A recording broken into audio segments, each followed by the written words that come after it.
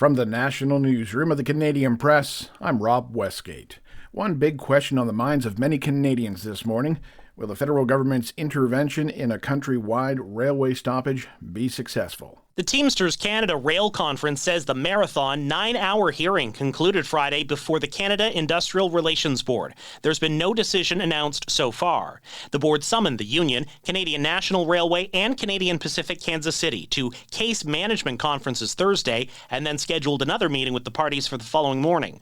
The Teamsters say they argued the federal labor minister does not have absolute power to end job action. The union also says it's prepared to argue its case in court if necessary.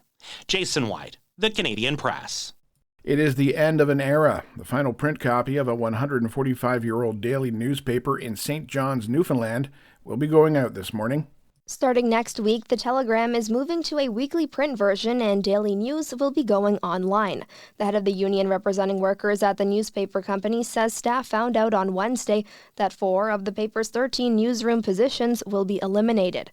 Postmedia took over the newspaper as part of its acquisition of the insolvent Saltwire Network and the Halifax Herald, which together formed Atlantic Canada's largest newspaper chain. The Toronto-based media company chose not to buy the Telegram's printing plant in St. John's, leaving its future in doubt. Postmedia's acquisition of Saltwire and the Halifax Herald is also expected to be finalized today.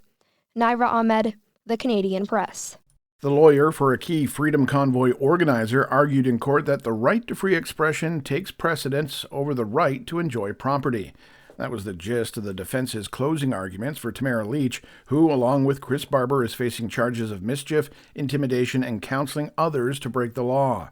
The trial spun out of the 2022 demonstration that gridlocked Ottawa's downtown. After almost a year, the trial appeared to be drawing to a close, but the justice opted to resume next month to hear the Crown's final words in person.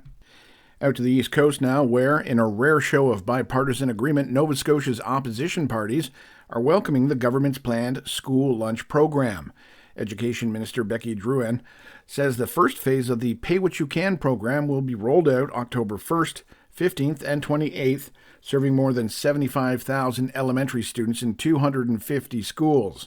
Now, the Liberal education critic says he's glad to see that a free option remains for people who cannot afford to pay, while an NDP MLA says her party is encouraging people to take advantage of the initiative at a rate that they can afford. And finally, President Volodymyr Zelensky is wishing his fellow Ukrainians a happy Independence Day. Still, officials say Moscow may use the holiday to target crowds in retaliation for Ukrainians' troops' advances in Russian territory. This is the Canadian Press. In sports, starting off in the CFL, Kenny Lawler caught a 10-yard pass in the end zone with 19 seconds left on the clock as the Winnipeg Blue Bombers avoided a Hamilton Tiger Cats comeback with a 26-23 victory Friday.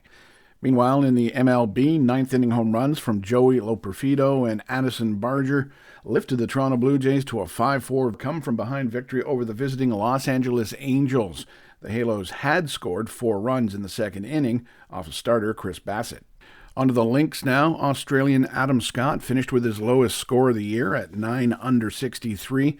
That was at the BMW Championship in Castle Rock, Colorado. Taylor Pendrith of Richmond Hill, Ontario, carded at 7 under and moved into 5th place, 6 shots behind Scott. Corey Connors of Listowel, Ontario, is 1 shot behind Pendrith. And in the Canadian Premier League, York United and Hamilton's Forge FC played to a 0-0 draw. From the Canadian Press, I'm Rob Westgate. Thanks for listening. Don't forget to follow and subscribe. For more of today's top stories, visit thecanadianpressnews.ca.